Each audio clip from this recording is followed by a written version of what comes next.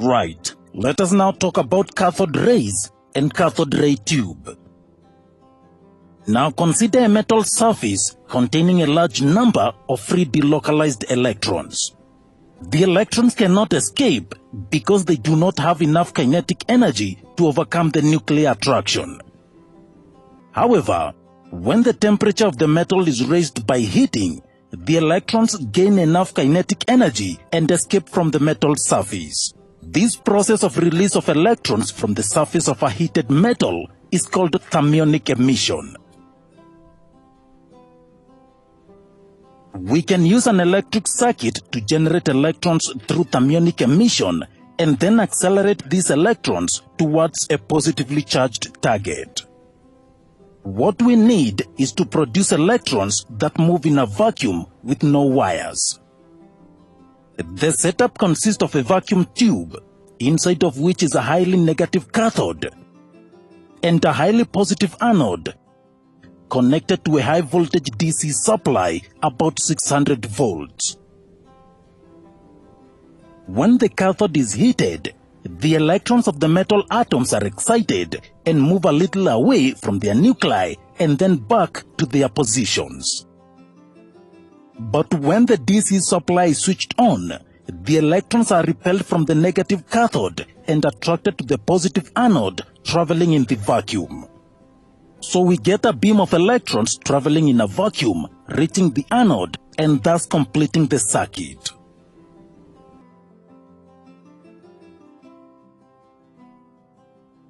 The rate of thermionic emission depends on the surface area of the metal, temperature, and the type of metal. When the surface area is increased, the rate of thermionic emission increases due to increased number of electrons that are affected. When the temperature increases, the rate of thermionic emission increases, and this is because more electrons will gain enough kinetic energy to break free from the metal surface. The rate of thermionic emission is different with different types of metals. This is because different metals require different amounts of energy to release electrons. The rate of emission can be increased by coating the metal with metal oxides, which decreases the minimum energy required and therefore release electrons at a much lower temperature. Let's talk about cathode rays. Cathode rays were discovered in 1879 by William Crookes while conducting an experiment on electrical conductivity through gases. The apparatus used for his experiment consisted of a glass discharge tube, now called the cathode ray tube or Crookes tubes, and a high voltage source. The discharge tube was sealed at both ends and was fitted with thin pieces of metal electrodes at each end. It had a side tube fitted with a stopcock that was connected to a vacuum pump.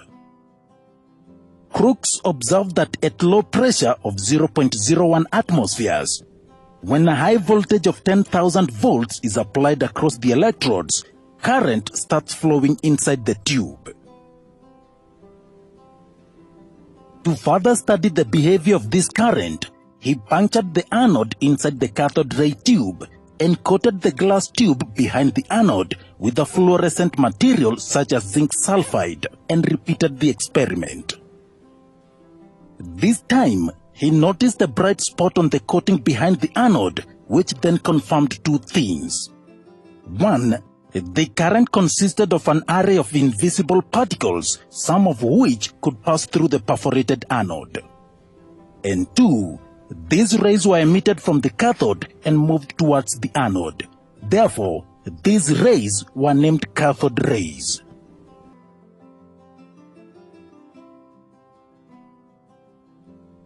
Right, let's talk about the properties of cathode rays. J.J. Thomson experimented further with these rays and discovered some of their properties. He observed that when a solid object is placed in the path of the cathode rays, it produced a sharp shadow of the object. This implies that the cathode rays travel in a straight line. When an electric field was applied to the setup, the rays were deflected towards the positive plate. The rays were also deflected when a magnetic field was applied to the setup. He therefore concluded that the cathode rays comprised of negatively charged particles, which he named electrons. In another experiment, Thomson observed that if a metal foil is placed in the path of the cathode rays, it becomes hot, and this implies that the rays possess kinetic energy. And so, cathode rays are basically a beam of electrons produced at the cathode through thermionic emission and accelerated towards an anode in a cathode ray tube. Let's talk about the cathode ray oscilloscope. Now some modifications are made to the cathode ray tube to develop the cathode ray oscilloscope, or the CRO. The CRO is built up of three main parts. The first part, which looks like the cathode ray tube but with a few modifications, is called the electron gun. This part produces electrons by the process of thermionic emission. The second part is named the deflection system and causes the deviation of the electrons from their normal straight line path according to the voltage applied to the plates. It consists of two pairs of plates named X and Y plates. The third main part is the fluorescent screen. This screen is coated from inside with a layer of a substance that is sensitive to electrons. It gives a bright spot at the position where the electrons strike. The three parts are then enclosed in an evacuated glass envelope. Let's look at each part in detail. The electron gun is a modified version of the cathode ray tube. The first modification is made to the anode. The anode here are two hollow tubes instead of a closed plate. This is to allow for the passage of the accelerated electrons through it to the deflection system. The second modification is adding a grid, which is a metal ring that is connected to a negative potential. This negative potential is controlled by a controller button on the interface of the CRO. This button is the brightness.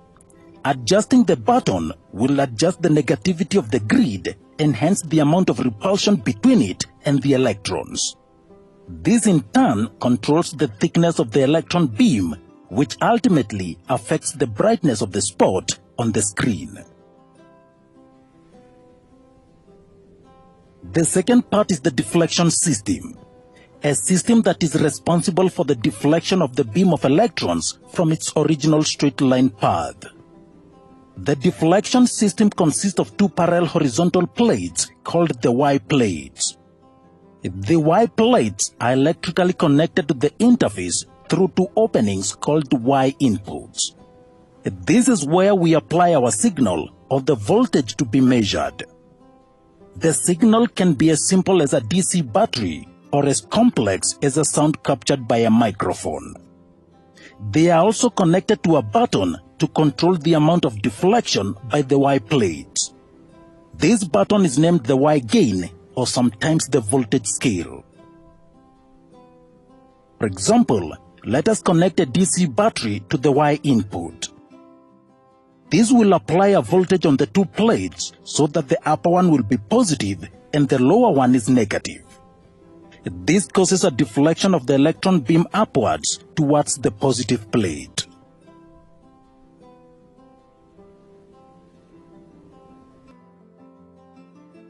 And if we reverse the connection of the DC battery, the plates will reverse their potentials and the beam will be deflected downwards.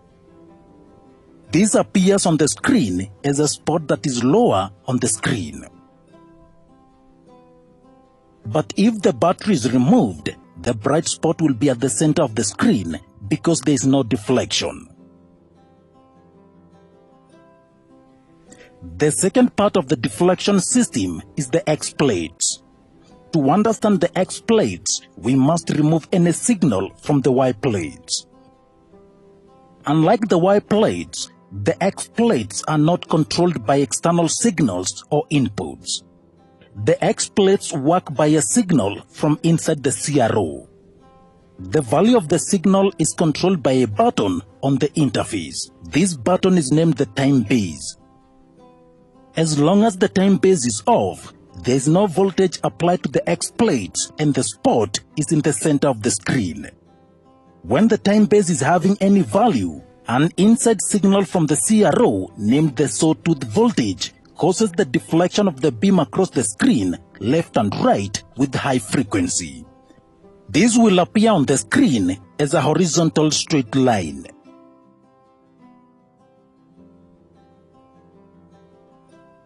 The third part of the CRO is the fluorescent screen. The screen is covered from inside with a material that is sensitive to the electrons. When the electrons fall on the screen, it gives a bright spot in the position where the electrons hit it as seen from the outside. The screen is divided into squares like a graph paper so that we can take our measurements, as we shall see later. The scale of the screen is controlled by the Y gain and the time base buttons, while the intensity of the spot is controlled by the brightness button. Let's see a few examples when different signals are applied at the Y input. In the first example, we remove all signals from the Y input and the time base is off. This will show a spot in the center of the screen, and this is because the beam is not deflected anywhere. In the second example, there is no signal applied to the Y input, but the time base is now turned on. This will change the spot to a horizontal line. And this is because a sawtooth voltage from the inside of the CRO is applied to the X plates. It causes the deflection of the beam left and right across the screen with high frequency of about 50 Hz. This appears on the screen as a horizontal line.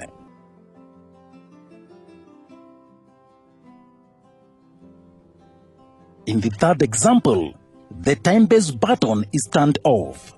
The horizontal line becomes a spot at the center. Then a DC voltage is applied to the Y input by connecting a 3 volts DC battery. Because of this connection, the beam of electrons will be deflected upwards towards the positive plate. If the Y gain button is adjusted to 1 volt per square, the spot will appear on the third square on the screen because our battery is 3 volts. In the fourth example, we reverse the connection of the battery. This in effect reverses the potential of the Y plates. The top plate is now negative and the bottom one is now positive. The beam is therefore deflected downwards towards the positive plate. So the bright spot will appear on the third square on the screen, but this time below the center of the screen. Remember, the time base which controls the X plate is still off. The fifth example, we replace the 3 volts battery with a 5 volts battery. This will make an upward deflection, but this time the deflection is greater because of the larger potential difference. Again, the Y gain button is still adjusted to 1 volt per square. The spot this time will appear on the 5th square.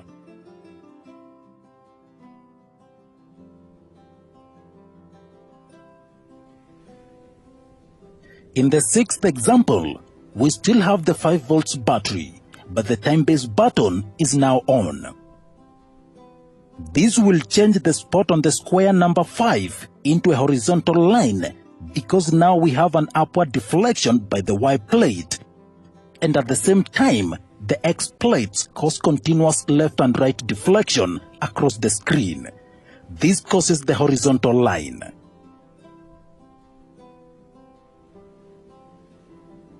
And if we reverse the connection of the battery, the line will now appear at the bottom. Changing the scale to a smaller value will cause a longer line.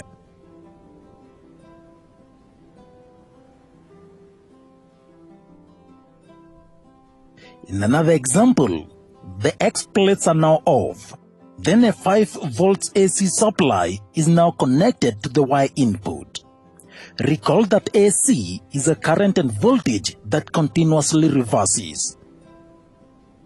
This causes the beam to deflect up and down rapidly due to the rapid reversing of the voltage and hence the charge on the Y plates. Because the time base is off, no horizontal deflections are observed. The signal will be seen on the screen as a long vertical line in the center of the screen. The value of the voltage is the measure of the amplitude, which is from the center point of the screen to the top of the signal. Here, the screen shows it is 5 volts. And for the last example, the AC voltage is still applied on the Y input. But now, we will turn on the time base button. This will change the signal into a sine wave. And this is because the up and down deflection caused by the AC on the Y plates is accompanied by the horizontal deflection across the screen caused by the X plates. This will be seen on the screen as a wave.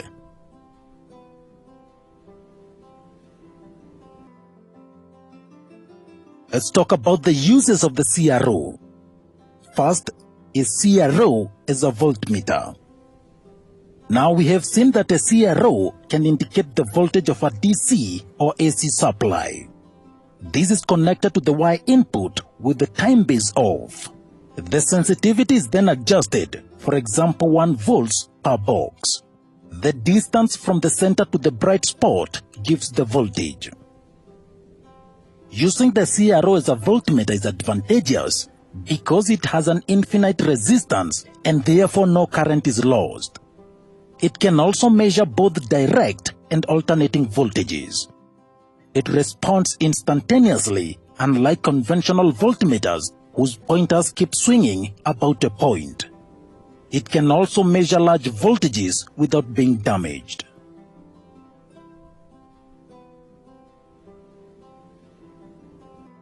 The CRO can also be used in determining the frequency of an AC signal. The signal is fed into the Y plates of the CRO with the time base on. The time base control is then adjusted to give 1 or more cycles of the input signal. The time t of the signal is then determined by relating the trace of the signal on the screen with the time base settings. The frequency f can then be calculated as f is equal to 1 over t.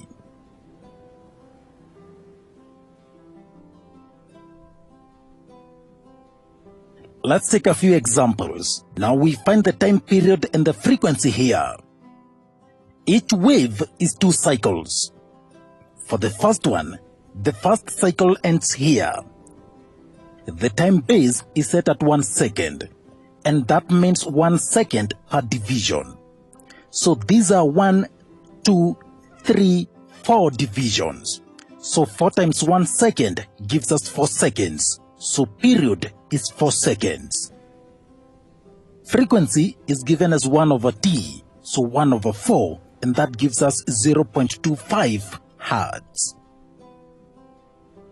The second one, the first cycle ends here. These are also 4 divisions. Time base is set at 0.5 seconds, so 0.5 seconds per division. Period t will be equal to 4 times 0.5, giving us 2 seconds. And f will be equal to 1 over t, which is 1 over 2, and that gives us 0.5 Hertz. Finally, third one, time per division is 1 millisecond, and that means 1 over 1,000 seconds, or 0.001 seconds. Again, 1 cycle is 4 divisions. So t is equal to 4 times 0.001, which gives us 0.004 seconds. Frequency will be equal to 1 over t, 1 over 0.004, which gives us 250 Hertz.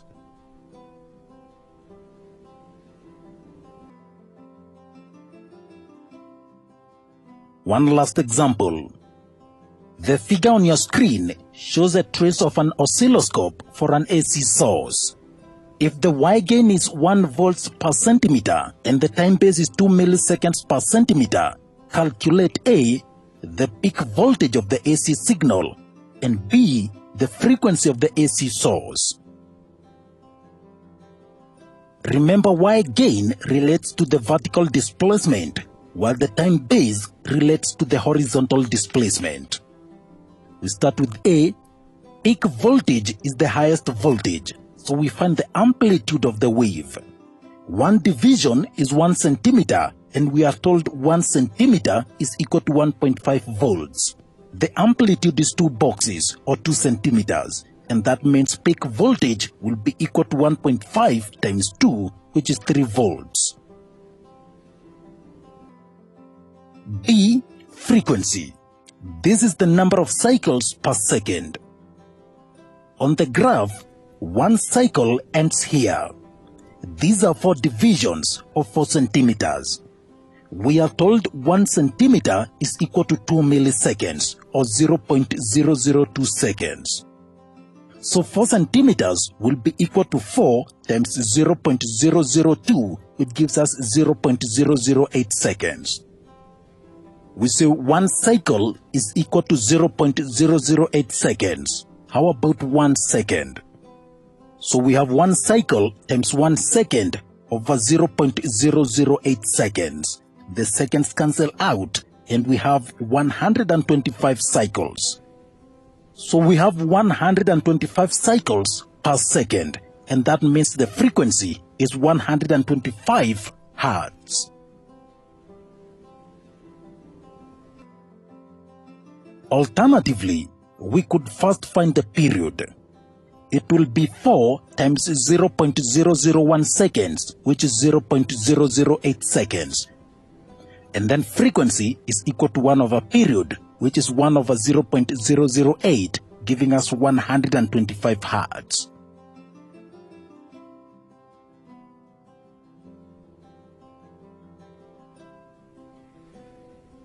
Finally, the television tube. Now the television tube is a cathode ray tube with a few modifications. First, the deflection system is made of magnetic fields.